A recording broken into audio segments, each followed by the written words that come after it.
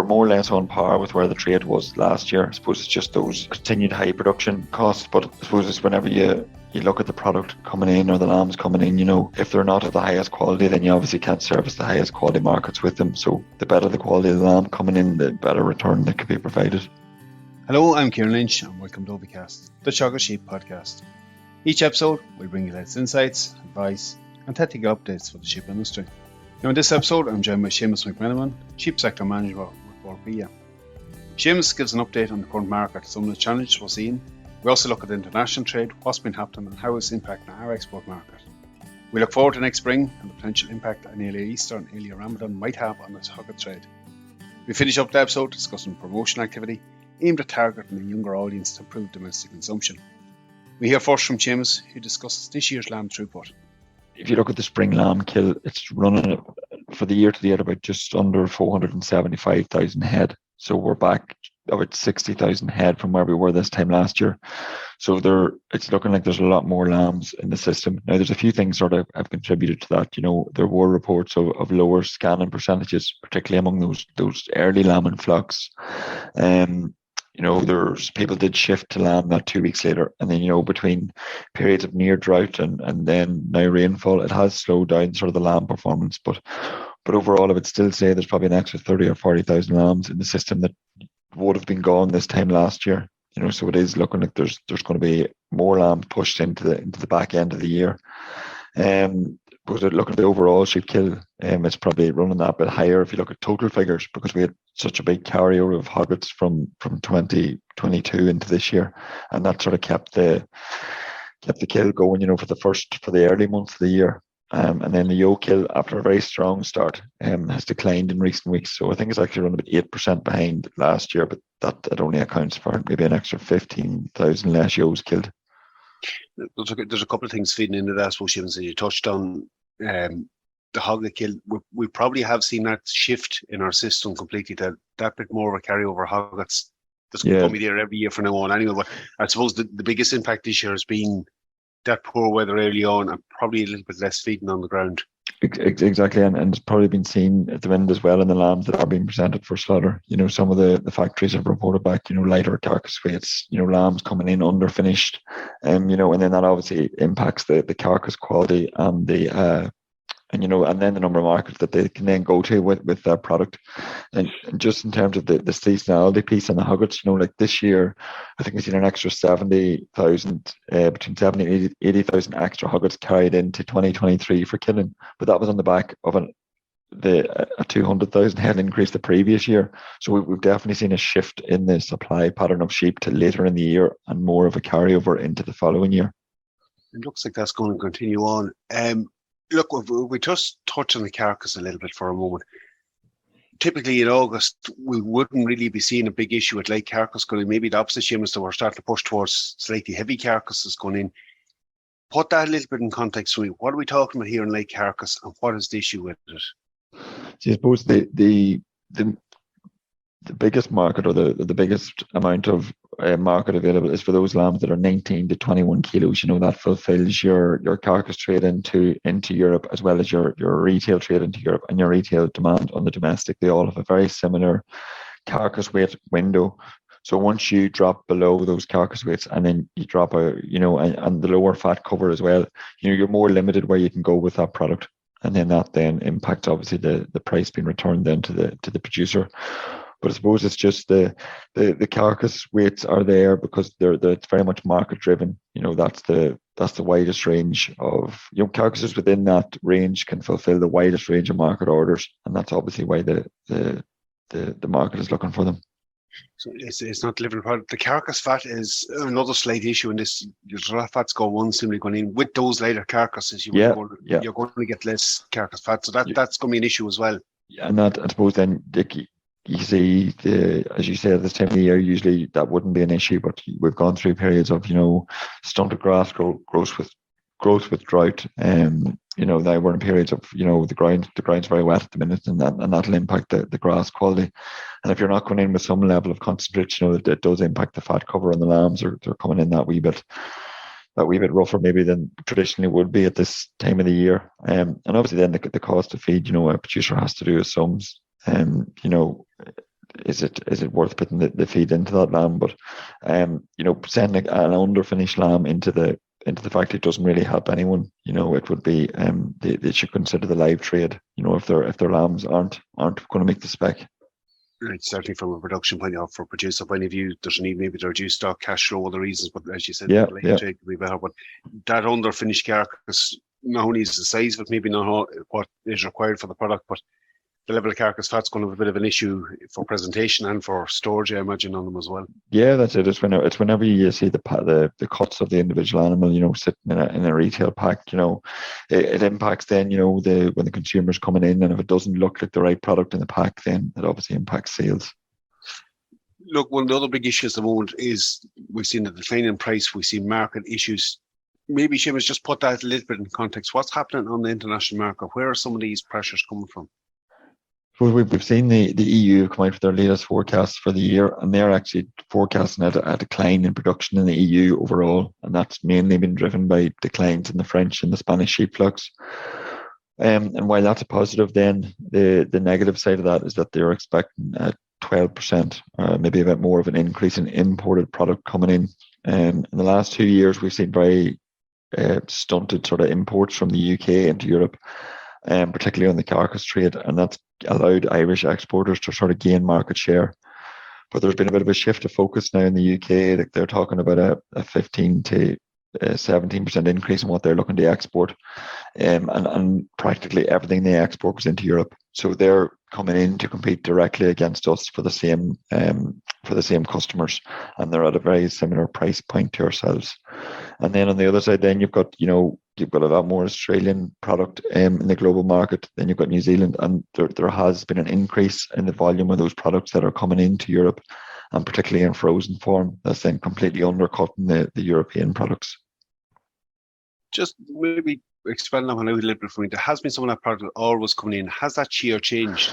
There has been an increase. It's early days yet, but I suppose it's a two factor thing. One is the UK's trade deals with Australia and New Zealand. There's the potential for more product to come from the Southern Hemisphere into the UK, and thereby free up more UK product to come into Europe.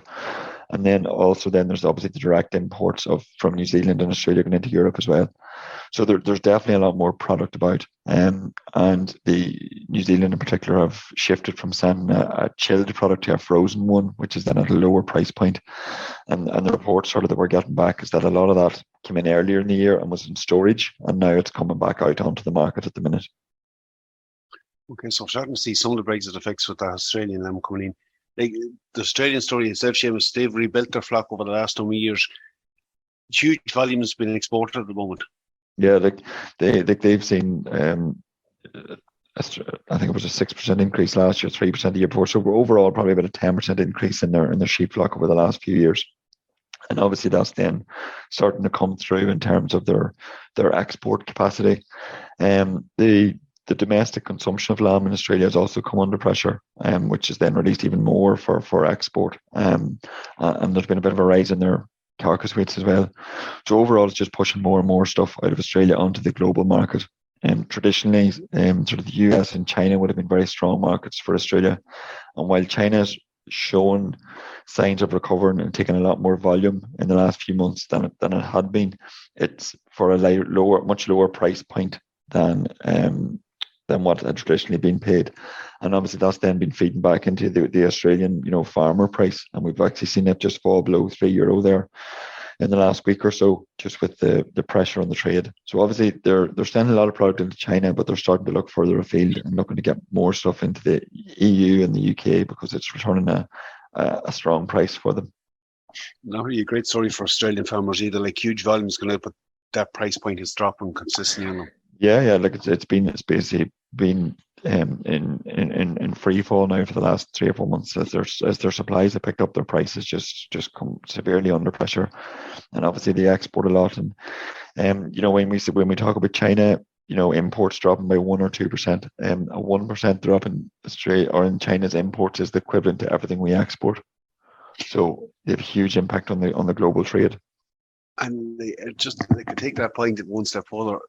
the reality of this is, if that changed the other way in a more positive light, it could have a big impact on the international. Exactly. So at the minute, I suppose we see sort of economic sort of difficulties in China just following on from COVID, but there is a strong demand for lamb in the market. A lot of it goes into like hot pots and food service and things like that. And we do have a really growing urban population in China that are looking at increasingly westernized diets, and lamb's obviously high on that agenda. So if China upgrades in terms of the quality and the type of product that is taken off the global market, it will have a huge impact then on the global trade. We've also seen the US there, their import demand was quite subdued there for about 6 months or so, but there's also a sign that that's starting to recover as well. So that should help. We talked a bit about the US before. We've gained access to the market. Where are we at the moment with plants getting approval to put sheep meat into it?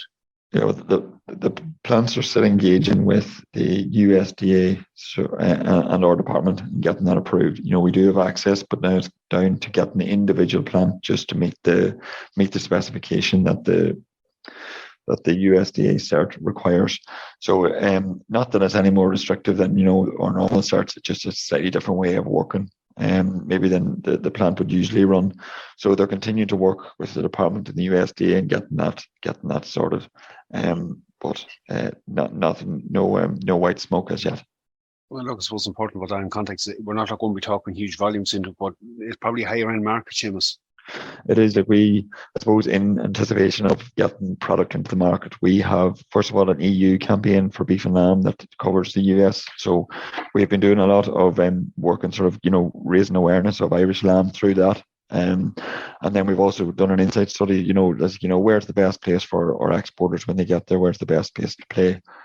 So it's looking like there's obviously a strong recognition and for Irish products there, and the key demand will most likely be in high end food service.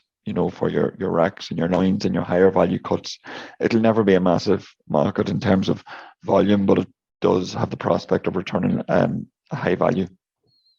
But again, like every little helps, is all adding to the greater demand in sheep meat. Look, I suppose if we look back at the market, current challenges likely to stay there for the coming weeks. If they maybe look a little bit further forward, we see the opportunities for later on in the year. It still could be challenging if we move though for the hogget trade in the spring. We've seen an earlier Easter, Ramadan was moved back a bit earlier. Will that have an impact on the hogget trade next spring? Yeah, well, there is, when you come to these Muslim festivals, there tends to be a real spike in demand, obviously, for lamb in the run up to them and during them. And then it's typically the largest weeks of throughput that we have, and then there does tend to be maybe an improvement in the price as well, as that demand picks up. So, with the early, with the both Ramadan and Easter being earlier next year, it's likely to give a bit of a boost to the hogget trade early in the year. And particularly if we're looking at more hoggets being carried over into next year, or a strong number, it'll help clear the backlog of whatever's there as well, hopefully. Particularly those maybe looking at store markets are starting up at the moment, so it'll have an impact. Like Easter, we're moving back to March with it next year. Ramadan, we're heading for early April with it, so it is hitting a nice enough time to move stock through. Exactly. There'll be a lot of men looking to get hoggets moved, especially as they're probably lambing their next batch, So it'll be bringing them a bit earlier does help, because it helps take a lot more sheep out of the system earlier in the year. So we talked a lot about export markets. We also have to consider the home trade here. What's been happening with it, and what can we do to maybe improve consumption? The domestic market accounts for about 15% of the lamb we produce. And there is obviously a strong focus within board Bia just on the domestic market. Earlier this year, we obviously had our campaign that runs in June, our TV, radio, and online activities that run in June and September. And I suppose in appreciation of the difficult trade at the minute, we've actually just put in another batch of online and influencer activity there now, just to run during the month of August. So it'll just involve Instagram and Facebook, engaging with some of our chefs, YouTube videos. So it's all very digital, but we did do some digital activations earlier in the year, and I'm finding them a really useful way to target your younger consumers. And lamb is maybe a perception of being an older consumers' product. So we're increasingly looking at encouraging lamb consumption in those younger consumers, and also engaging with, obviously, food service is a good outlet for lamb as well. So engaging there, with whatever promotions we can support, and sort of to encourage higher levels of lamb consumption and offerings on menus there. We have to be conscious of that shift in the audience, and you're probably right, James. Like, there is that perception that it is an older person's product, so it's no harm to get a new audience engaged in it. Yeah, that's it. And I suppose it's a move away, from the traditional new chops and legs, so you're looking more at your grilled lamb steaks, your burgers, your stir fries, your koftas, that sort of thing, that will appeal to a younger consumer. Just a shift in the market. Okay, so look, if we go back into the way we started, James, like, the current big challenge at the moment for producers is trying to get that carcass to within spec and making sure that your drafting weights are correct, you're actually handling, and that they're delivering for themselves on a product that we can actually move. Yeah, like, if we look at the price at the minute there, you're talking $620 to $630 plus your QA bonuses. So we're more or less on par with where the trade was last year. I suppose it's just those continued high production costs. But I suppose it's whenever you look at the product coming in, or the lambs coming in, if they're not of the highest quality, then you obviously can't service the highest quality markets with them. So the better the quality of the lamb coming in, the better return that could be provided. The carcass is going to deliver in terms of price, so it's just way up to options. Look, Seamus, good getting you for that update today. We'll certainly have you back later on. I appreciate your time. No worries at all. We'll leave it there for this week's episode. I'd like to thank Seamus again for coming on. As market at the moment is certainly will have without its challenges. That's it for me for this episode. Again, for updates from our sheep program, keep an eye on our Twitter page at Teagasc Sheep. I'm Kieran Lynch. Thanks for joining us. Don't forget to subscribe and follow us for more episodes.